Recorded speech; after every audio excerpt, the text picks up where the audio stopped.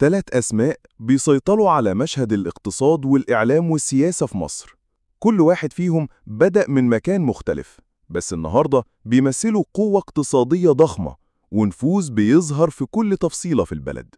في الفيديو ده هنعرف إزاي أحمد أبو هشيمة وصل للحديد والإعلام، وإزاي نجيب ساويرس بقى إمبراطور الاستثمار العالمي، وإزاي محمد أبو العنين صنع ثروته من الأرض والبلاط لحد مقعد البرلمان.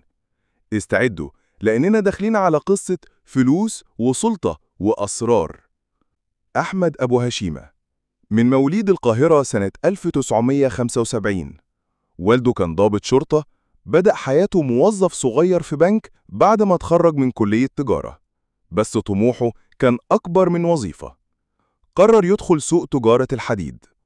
بدأ بمكتب صغير وكان بيوزع كميات قليلة.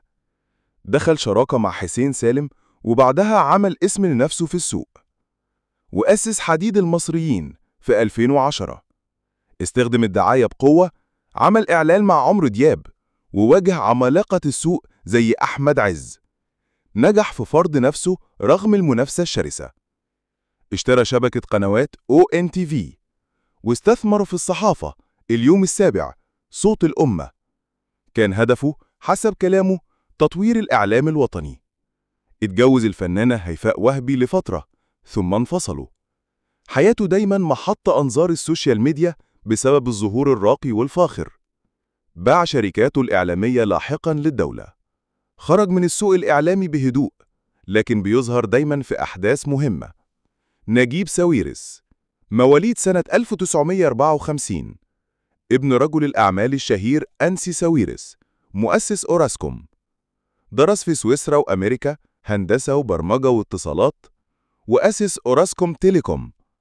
توسع في باكستان، بنغلاديش، العراق، الجزائر. أول مصري يعمل صفقات بهذا الحجم في الاتصالات. ثروته ضمن قائمة فوربس لأغنى أغنياء العرب، بتتراوح ثروته بين 3 ل 4 مليار دولار. استثمر في الذهب، الفنادق، التكنولوجيا، وأسس قناة ONTV قبل ما يبيعها.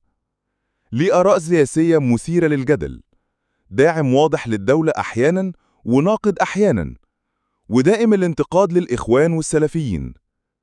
بيحب يظهر بشخصية رجل الأعمال الليبرالي الثري. قال مرة: أنا بحب أعيش حياتي ومش بخاف. وراعي دائم لمهرجانات الجونة، واستثمر في منصات رقمية وفنية.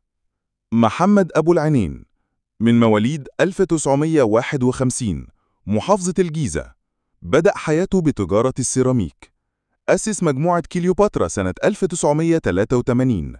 كليوباترا أصبحت من أكبر شركات السيراميك في الشرق الأوسط. صدر منتجاته لأكثر من 100 دولة.